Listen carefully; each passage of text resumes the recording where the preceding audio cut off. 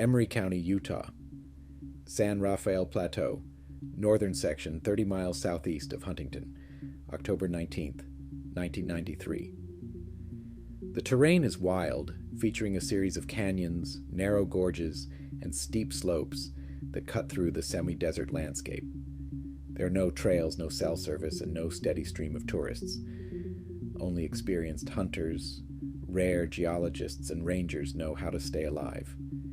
And even they make mistakes. Michael Donovan is a 44-year-old technician, father of 2, and a hunter with 20 years of experience. According to his brother, this wasn't his first time in these parts. He knew exactly where to set up camp, where to find game, and which areas were dangerous when it rained. He left on the morning of October 16th. He left his route and reported the points at which he would be in contact by radio. Everything was as it should be. For the first 2 days he made contact as promised, sending short messages, maintaining a stable signal, and showing no signs of problems. But on the morning of the 18th, the radio fell silent. No one answered the calls. The signal was gone. By October 20th, the local sheriff's department got involved. A civilian search party was organized and a helicopter was deployed. Weather conditions were cold, but not critical. The temperature at night dropped to -5 degrees Celsius. In such weather, a person could survive 2 or 3 days if they were equipped, and Michael was. Early in the morning on October 23rd, a group of 2 rangers discovered traces of a tripod that had been set up. The camera was not preserved. Only a circle was trampled into the ground, and cracks appeared in the soil. 50 yards to the south were pieces of torn plastic. It was unclear whether they were from a lantern or some dish. On the morning of October 25th, an anomaly was noticed. On the wall of one of the crevices, at a height slightly above human height, 3 long grooves were clearly visible. They were parallel, vertical, and about half a meter long each. The stone was freshly chipped. There was no erosion or sand in the marks. It was as if they had been made in the last few days. It was in that area between 2 sloping rock slabs that Michael Donovan's body was found. About 6 feet above the base, wedged in a crevice, as if he had been pulled up and got stuck. The posture was unnatural. One leg bent, the other stretched down. His head was lowered, his neck bent.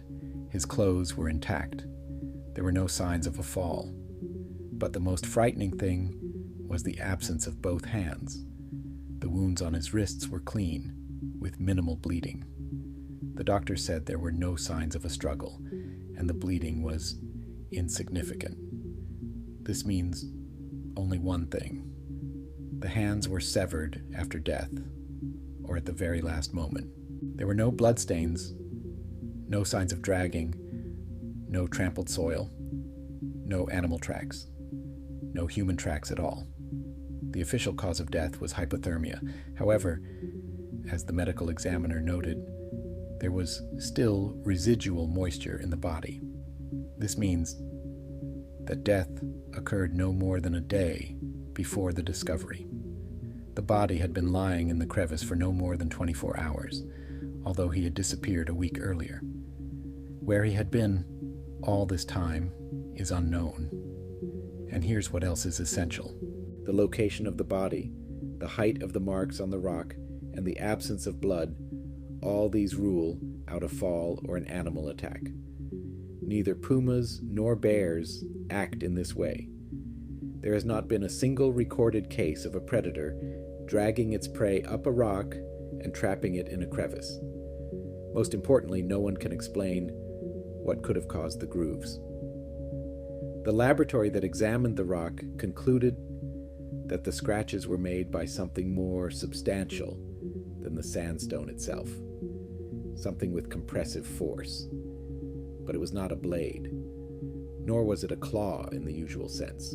Local elders call this part of the plateau the Wall of the Claw. An old ranger, who asked not to be named, said that archival records from the 1940s mention a couple of disappearances at the exact coordinates, and that the Ute tribe who lived on these lands before resettlement avoided those rocks. Their legends described a creature that comes out of the stone without leaving any traces and never touches the ground. The day after Michael Donovan's body was recovered from the crevice, the Emery County Sheriff ordered the canyon section to be temporarily closed. Formally, this was for safety and investigative purposes. In reality, no active measures were taken other than taking photographs and filling out paperwork. The documents were soon archived, and the discovery only became known years later, thanks to a leak from one of the local morgue employees. The body was transported to Princeton, the nearest town to the plateau with a permanent coroner. The autopsy report was 3 pages long. The main conclusions were general dehydration, local signs of frostbite, and mechanical removal of the hands without signs of acute pain, indicating either instant death or suppressed pain perception. The tissue around the wounds was clean, not torn, not crushed, as if cut off, but without a tool. This is one of the few points that puzzled the medical examiner. He noted in his report that the edges of the wounds do not have a standard surgical or animal pattern. In other words, they could not have been made by a knife or a fang. However, the position of the body raised the most questions. The crevice in which he was found was too narrow for a person to climb into on their own. Its width was no more than 28 inches at its widest point. At the same time, the shoulder span of an adult man is about 60 inches. Even taking into account compression at death, this is an impossible position. This means that the body was placed there from the outside, but by whom? Rescuers who participated in the evacuation said that the body was stuck like a wedge. They had to lift it with a jack to remove it. No ropes, no drag marks, no handprints or footprints, nothing. Not on the clothes, not on the ground. It felt as if the body had been placed inside. At the same time, details about Michael himself began to emerge. His friend, Fred Cassidy, said that on the eve of the trip, Michael had talked about unusual findings, at least about strange tracks he had seen in the spring. They had been hunting in the same area, and Michael showed him a photo. Prints in the sand that resembled something between a handprint and a paw print, with 5 elongated protrusions. They were slightly larger than a shoe. Cassidy said that at first he thought it was a bear, but Michael assured him that there were no claws in the footprints, and the tracks were in a straight line, as if someone had been walking on 2 legs. The photo subsequently disappeared, and Cassidy himself refused to give any official comments. In a private conversation, he only added, "Mike said then that if he ever disappeared, we shouldn't look for wolves." A few days after the funeral, a strange incident occurred at the Donovan family home. Michael's son, 16-year-old Zach, heard someone scratching at the front door at night. His mother thought it was a coyote, but there were no traces at the door in the morning. Only one thing stuck in everyone's mind: the scratches on the bottom of the door. There were 3 of them, and they weren't horizontal like those made by an animal. They were vertical from the top of the door to the middle, at a height of about 5 feet. This coincided with another discovery. One of the volunteers who participated in the search returned to the site weeks later to set up a camera trap. 3 days later, he discovered that the camera was gone. But in the same place where it had been set up, there were grooves left in the sand. 3, just like on the rock. The sand was plowed deep, but not sideways, as a shovel or claw would do. Downward, as if something had entered the ground, vertically, with force. The rangers who were informed about this incident did not document any details. They limited themselves to saying, "an animal, maybe a bear or a panther," but none of them checked the footage from the other cameras. No one inspected the area. And this is surprising because from October to December, 2 more tourists disappeared in this region, a man and a woman who were hitchhiking. It was then that rumors began to spread among the locals. Someone remembered the Ute tribe, someone else remembered the stone creature.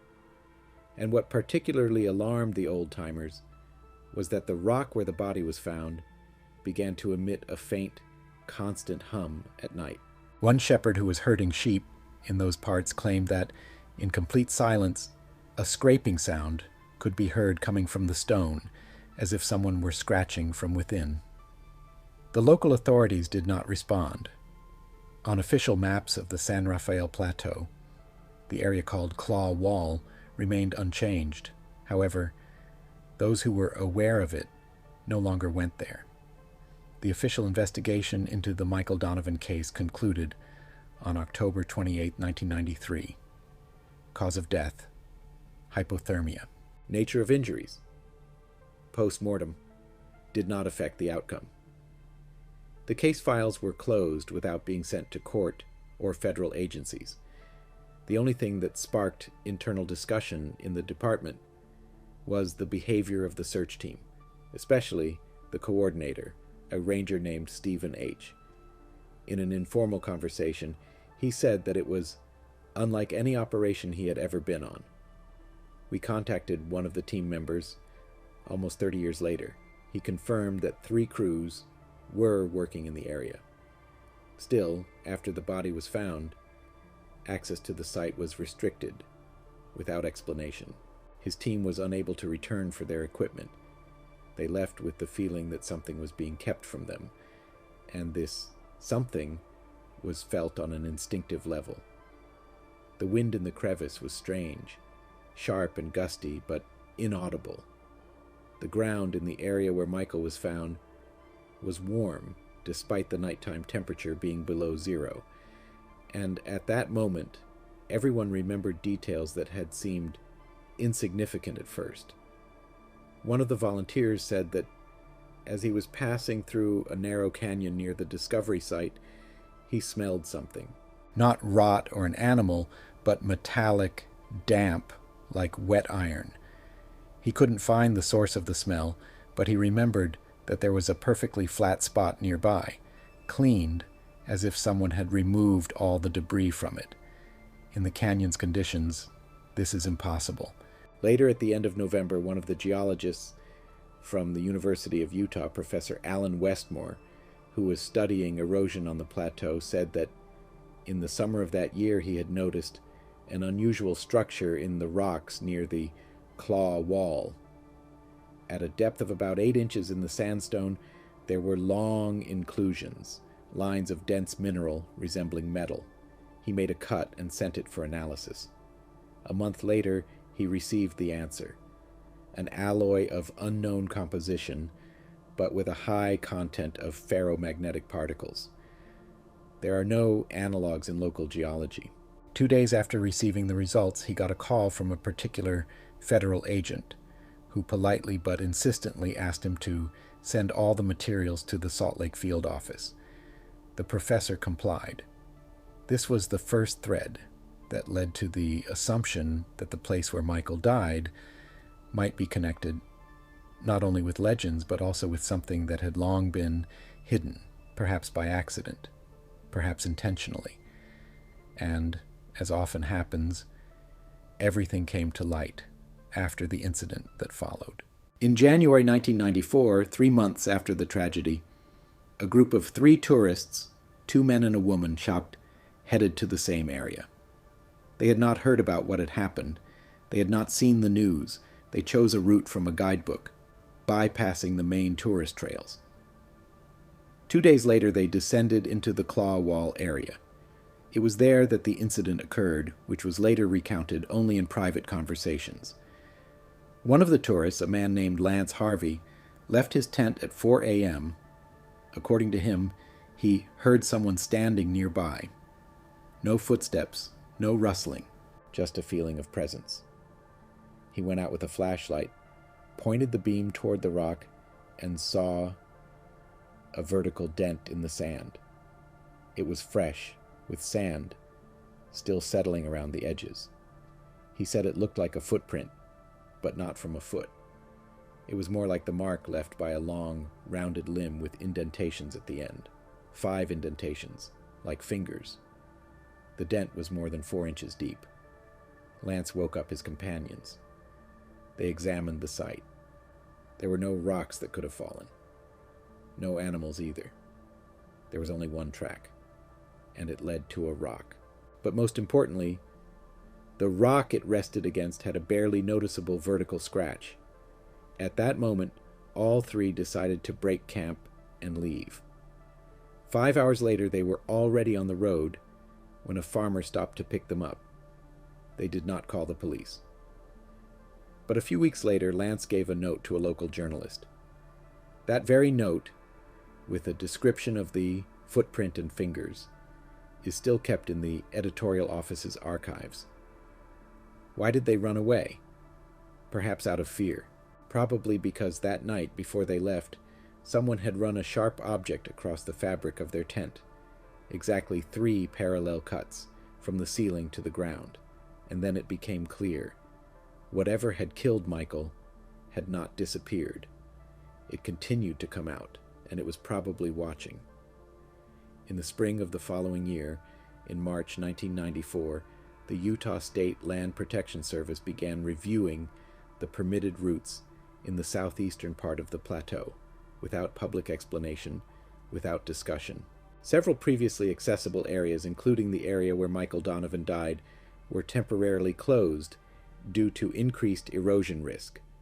It sounded logical on paper, but in reality, the passage was blocked with concrete blocks and a metal shield with a radiation hazard symbol, although no radiation studies had been conducted or planned in the region.